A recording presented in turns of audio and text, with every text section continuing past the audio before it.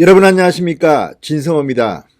경실련이 문재인 청와대의 약점을 아주 아프게 찔렀습니다.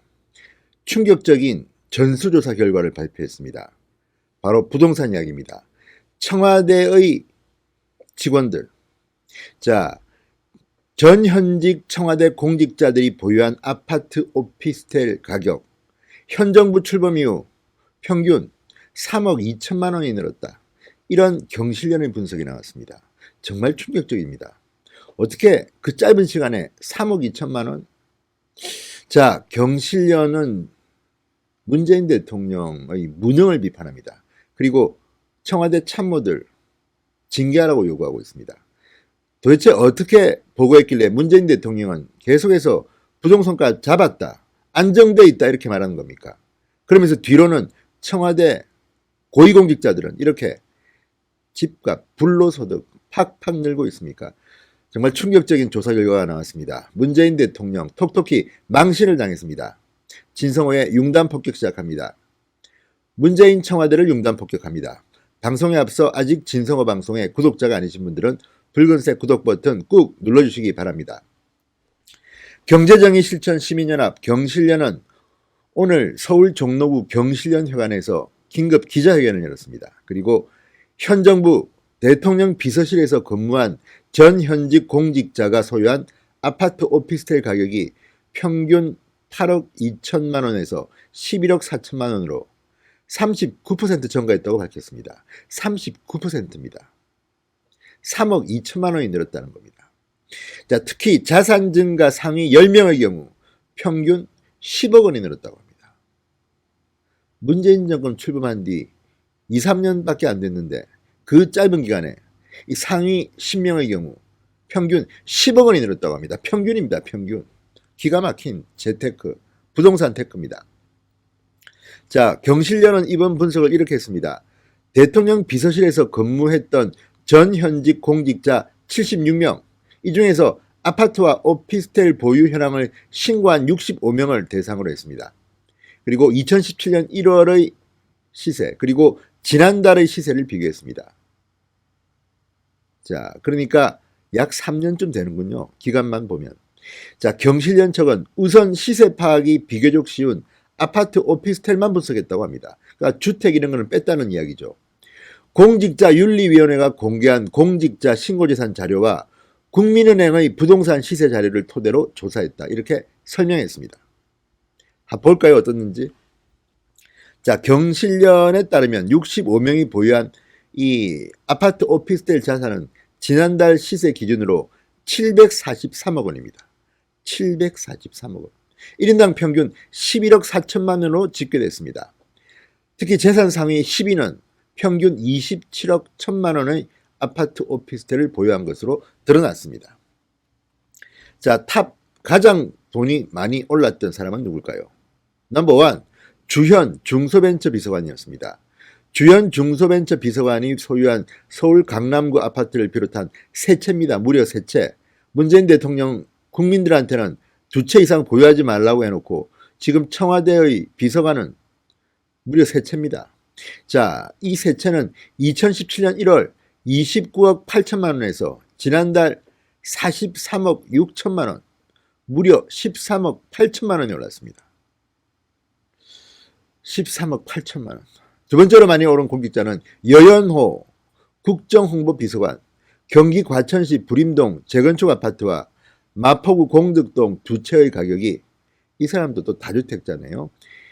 같은 기간 11억 1천만 원에서 22억 4천만 원으로 2배가 넘게 뛰었습니다.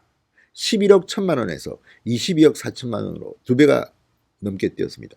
이 모든 것이 문재인 대통령의 부동산 정책 탓 아닐까 싶습니다.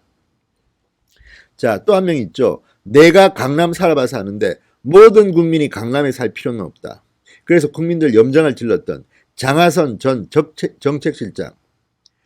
서울 송파구 아시아선 수촌 아파트 한 채. 현 시세는 28억 원입니다. 28억 5천만 원입니다.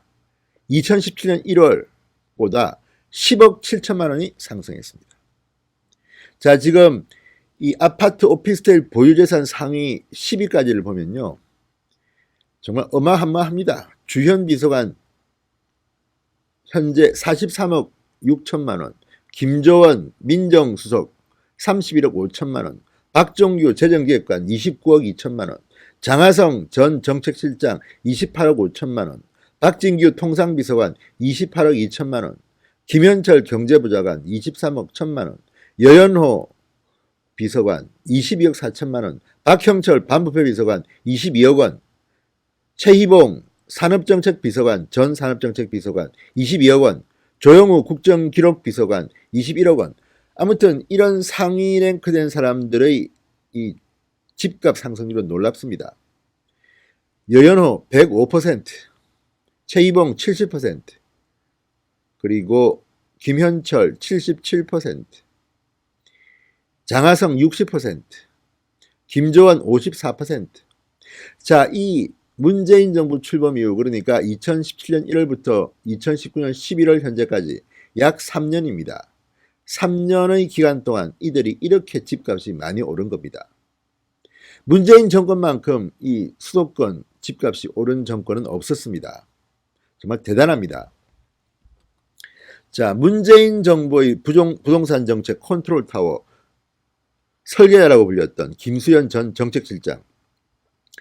경기 과천시 별양동 주공아파트는 재건축을 해서 10억 4천만 원 상승했습니다.